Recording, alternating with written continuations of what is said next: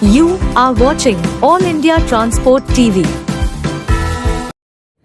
आज मैं दिल्ली के 61 लाख परिवारों का दर्द आपके सामने शेयर करने आया हूं, जो भारतीय जनता पार्टी की 5 महीने पुरानी नई सरकार की वजह से लोग झेलने पर मजबूर हैं। अभी मैं थोड़े दिन पहले एक वो टीवी सीरीज देख रहा था पंचायत।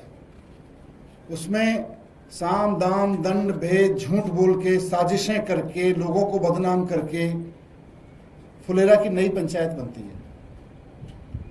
दिल्ली सरकार भी फुलेरा की नई पंचायत की तरह बिहेव कर रही है। साम दाम दंड भेद करके, एजेंसीज को दुरुपयोग करके, पुलिस का दुरुपयोग करके, सारी चीजों का दुरुपयोग करके इन्होंने फुलेरा की नई पंचायत बना ली। लेकिन इनके साथ प्रॉब्लम यह है कि इनको अब सरकार चलानी नहीं आ रही, और क्योंकि इनको सरकार चलानी नहीं आ रही तो कुछ भी ऑर्डर ले रहे हैं, कुछ भी ऑर्डर दे रहे हैं। और इनको जब इनसे सरकार नहीं चलानी आ रही तो जो फायदा उठाने वाली ताकतें हैं सरकारों का, वो सरकारें चला रही हैं। मैं आज आपसे जिस मुद्दे पे बात करने आया हूं वो दिल्ली के कम से कम 61 लाख परिवारों का दर्द है।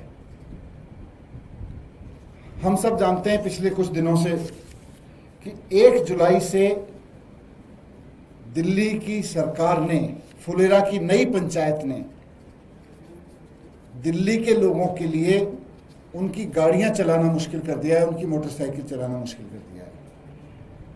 उनका ऑर्डर आया है फुलेरा की नई पंचायत वालों का कि दिल्ली में 10 साल और 15 साल पुरानी गाड़ियों को अब फ्यूल नहीं मिलेगा। बहाना पॉल्यूशन का है, निशाना आम आदमी को लूटने का है। 18 लाख कारें हैं और 41 लाख बाइक्स हैं। कुल मिला के 61 लाख परिवार हैं जिनके व्हीकल्स पर भारतीय जनता पार्टी की सरकार के इस फैसले की वजह से गाज गिर रही है। और ये उनके व्हीकल्स पे नहीं गिर रही, उन परिवारों पे गिर रही है। वो आज खून के आंसू रो रहे हैं। क्यों? क्योंकि उनकी गाड़ी तो ठीक है, उन्होंने मेंटेन करके रखी हुई है, उनकी गाड़ी फिट है। 50,000 किलोमीटर तो छोड़ो, 20,000 किलोमीटर तक नहीं चली हैं बहुत सारी गाड़ियां। पॉल्यूशन कंट्रोल के जितने मापदंड हैं, पीयूसी के जितने स्टैंडर्ड्स हैं, सब पे उनकी गाड़ी एकदम फिट है, मेंटेन करके रखे हुए लोगों ने गाड़ियां। लेकिन क्योंकि अब पेट्रोल डीजल नहीं मिलेगा उनको, क्योंकि नई पंचायत का आदेश है फुलेरा की कि नहीं साहब ये गाड़ियां नहीं रहेंगी, नई गाड़ियां खरीदिए अब आप, नई मोटरसाइकिल खरीदिए अब आप। तो एक तरह से भारतीय जनता पार्टी 61 लाख परिवारों को दिल्ली के मजबूर कर रही है कि नई कारें खरीदिए, नई मोटरसाइकिल खरीदिए, हम आपको पुरानी मोटरसाइकिल पे नहीं देखेंगे, पुरानी मोटरसाइकिल, पुरानी बाइक आपको घर में नहीं रखने देंगे। तो कुल मिला के देखें तो ऑटोमोबाइल कंपनियां सबसे ज्यादा फायदे में है इसके। चांदी किसकी हो रही है? लोग दुखी हैं, चांदी हो रही है ऑटोमोबाइल कंपनियों की।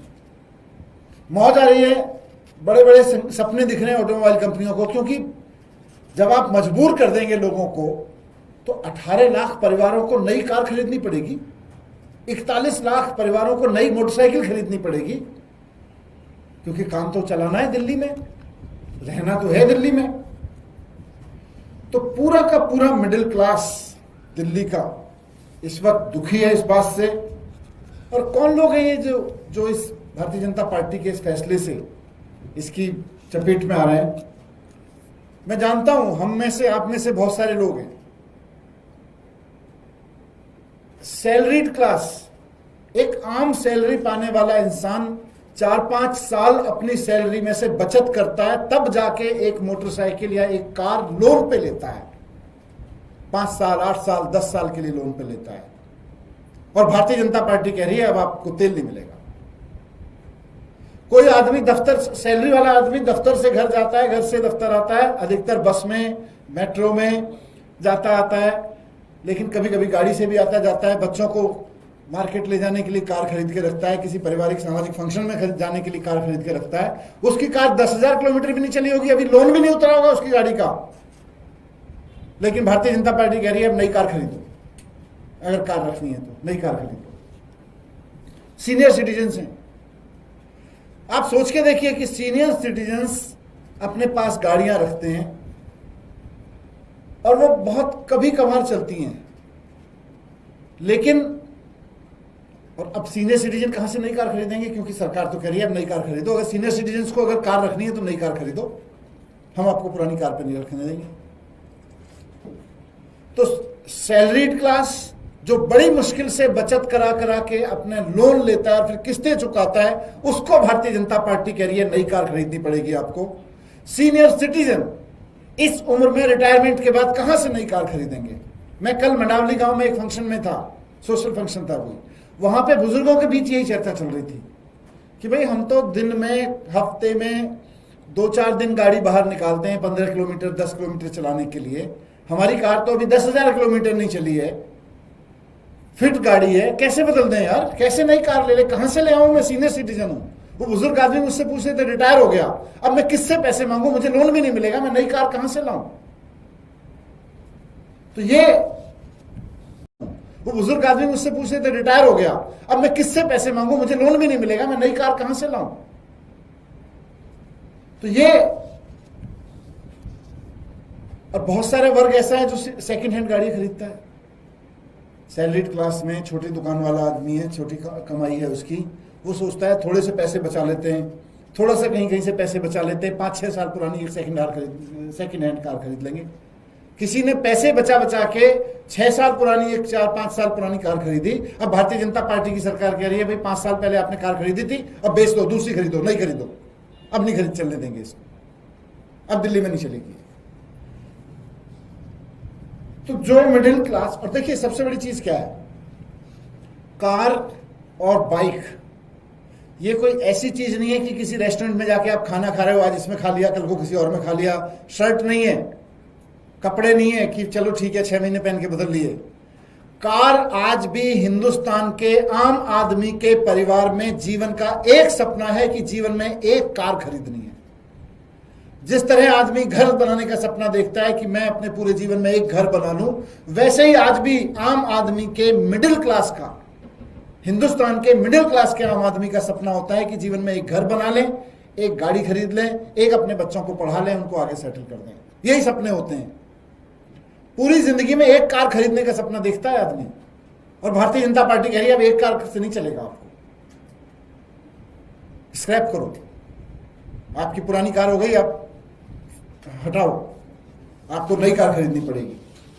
तो मैं सोच रहा था, कई दिन से देख रहा था, सोशल मीडिया पे भी बहुत सारे रिएक्शंस आ रहे हैं, अखबारों में भी छप रहा है कि इससे फायदा किसको हो रहा है। सारा कंक्लूजन निकाल के देख लीजिए। सबसे पहले फायदा होता है ऑटोमोबाइल्स कंपनियों को।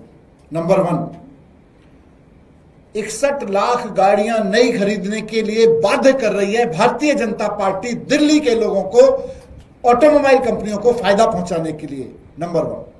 नंबर 2, अब ये पुरानी गाड़ियां हैं 61 लाख, तो इनको ठिकाने के लगाने के लिए स्क्रैप इंडस्ट्री आएगी, तो जो स्क्रैप इंडस्ट्री है उसको फायदा हो रहा है। हाई सिक्योरिटी नंबर प्लेट वाली कंपनियों को फायदा हो रहा है।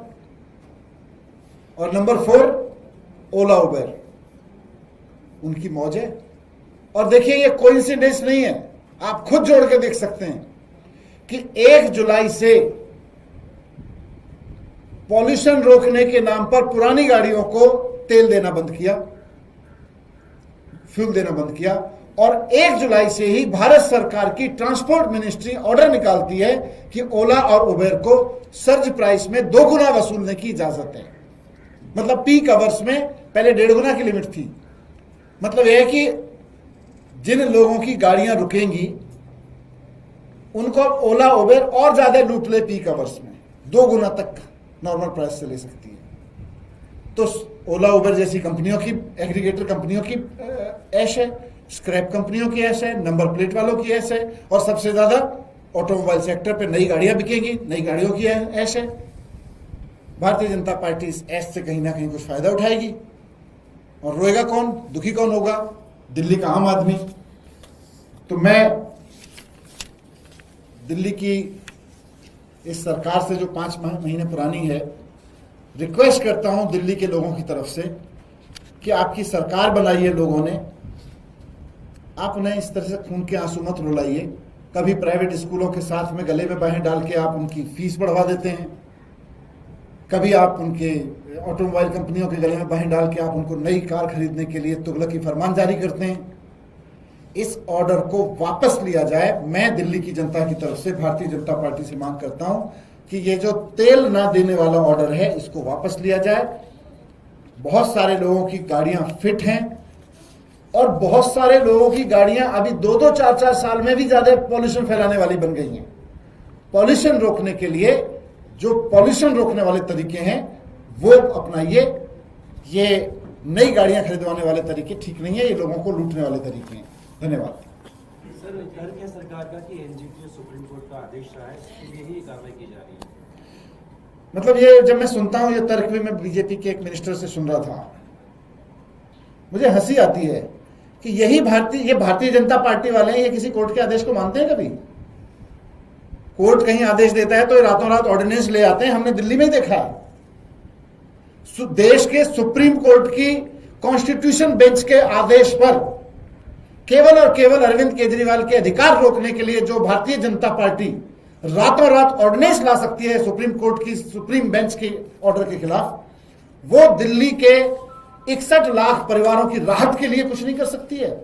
शर्म आती है ऐसी सरकार पे जो कोर्ट का बहाना लेके दिल्ली के लोगों को लूट रही है। सर, रामवीर पिदोड़ी जो सांसद हैं वो तो साफ तौर पर कह रहे हैं कि ये ईंधन न देने का फैसला भी आप लोगों का है, एआई लेस कैमरे जो है वो पेट्रोल पंप पे लगवाने का फैसला भी आपको है, उन्होंने योजना को अंतिम रूप दिया।